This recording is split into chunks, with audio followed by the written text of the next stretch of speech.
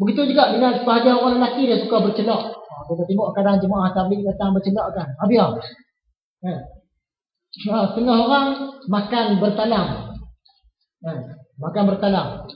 Boleh jadi dia bukan satu tuntutan. Nabi Muhammad tak tuntut kita makan bertalam. Tapi orang nak makan bertalam dia. Sebab dia nak lebih dalam sunnah. Tak salah. Jadi orang tanya dapat pahala ke ni pakai baju tak berjahit ni? Orang yang macam ni sampai ke peringkat ini, dia bukan kira pahala ni. Tak dapat pahala pun dia tak kisah. Sebab dia buat tu atas dasar cinta. Tak dapat pahala tak apa. Asalkan jangan berdosa saja. Jadi dia pakai baju tak berjahit lengan dia biar. Kenapa buat ni? Sebab cintakan Nabi Muhammad, nak tiru baju Nabi Muhammad. Tak apa. Macam Imam Malik tadi. Siapa berani kata Imam Malik ni salah? Sampai kan tak mau pakai kasut di Madinah. Orang tak berani kata. Sebab Imam Malik ni ahli sufi. Jadi kita tak sampai ke situ. Jadi amal sunnah Rasulullah lebih ni tak apa. Jangan buat benda salah. Ucapan Imam Syafi'i. Aku melihat Imam Malik ketika diajukan 48 masalah yang saya cerita tadi. Orang tanya kepada Imam Malik 48 soalan, 32 soalan dia jawab aku tak tahu. 16 soalan saja dia jawab. Tapi jawapan dia berkualiti lah.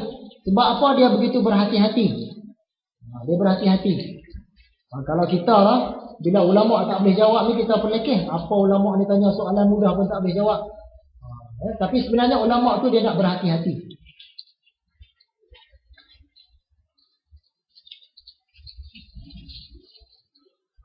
Kata Imam Syafi'i, apabila disebut nama ulama', maka Imam Malik ialah bintangnya yang cemerlang. Dan tidak ada seorang pun yang lebih banyak jasanya kepada aku selain daripada Imam Malik. Yang ni kata Imam Syafi'i ni pula. Yang Imam Syafi'i ni tadi, anak murid dia puji. Imam Syafi'i ni umpama matahari. Kalau tak ada Imam Syafi'i ni, maksudnya gelaplah umat manusia. Imam Syafi'i pula puji tok guru dia, Imam Malik. Dalam banyak-banyak ulama' ni, bintang yang paling cerah sekali Imam Malik lah tok guru aku. Dia saling puji-memuji walaupun mereka berlainan mazhab. Nampaknya setakat itu saja dulu. Masa kita pun tak cukup. Jadi kita undang kaji pelajaran yang kita lalui hari ini. Dari mula tadi, ciri-ciri orang alim. Orang alim ni dia kena ada 4 ciri. Yang pertama ada ilmu. Yang kedua ilmu dia mestilah sampai peringkat yang yakin. Yang ketiga dia kena sebarkan ilmu dia.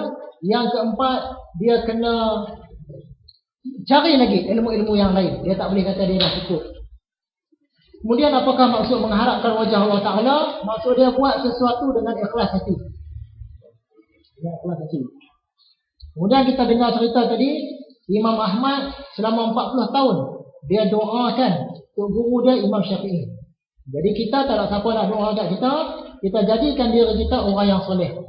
InsyaAllah bila kita jadikan diri kita orang yang soleh, dalam setiap semayang orang dalam tahiyat, orang doakan untuk kita. Apakah 5 pakaian para ulama' mazhab? Pakaian ni bukan baju, maksud dia benda yang mesti ada. Abid, iaitu rajin beribadah. Yang kedua zahid, iaitu zuhud, tak cinta dunia. Yang ketiga alim, iaitu banyak ilmu. Yang keempat dia fikir umat. Dia takut dan fikir tentang umat. Yang kelima ikhlas. Tapi ulama' selepas itu dia banyak ambil yang ilmu saja. Yang 4 lagi dia buang. Bolehkah kita membesarkan sunnah-sunnah Rasulullah? Macam Imam Malik, tak pakai kasut, nak naik kuda pun tak mau, nak cerita hadis dia kena bagi bersih badan betul-betul dulu baru cerita hadis, boleh. Tapi dia bukan tuntutan. Tak salah, siapa nak buat boleh. Dia rasa sekarang itu saja. Adakah apa-apa persoalan untuk kali ini?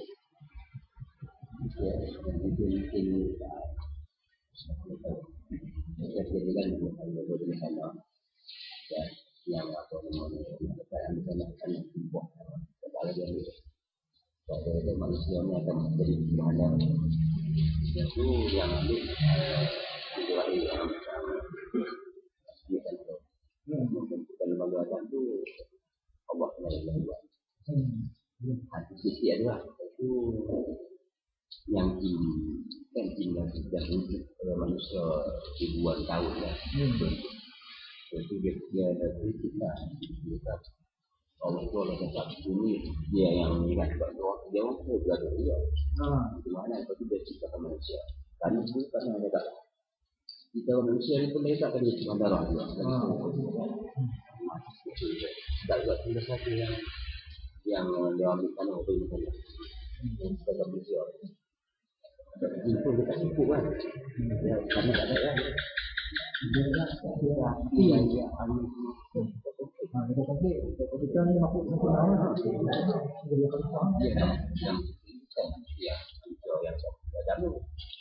Ada yang tak ada yang itu ada dua.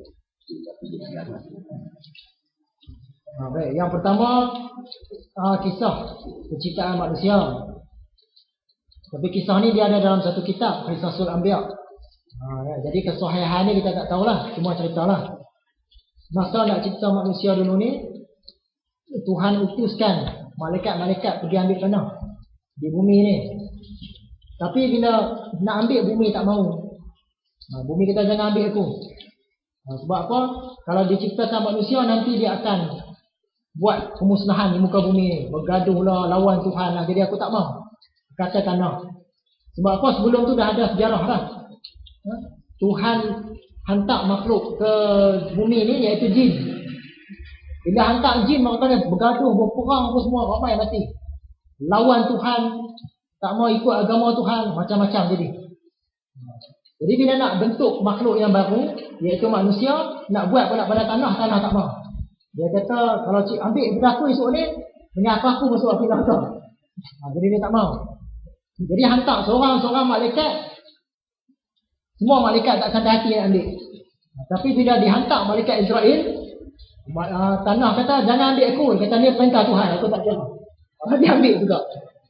Sebab itu kononnya sahih kita tak tahu. Sebab itulah malaikat Israel ni dilantik sebagai pencabut nyawa. Sebab dia Tuhan perintah dia terus buat.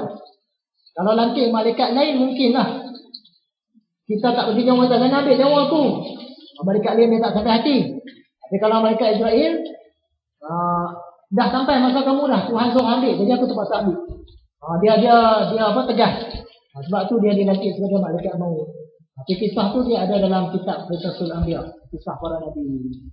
Wallahu a'lam.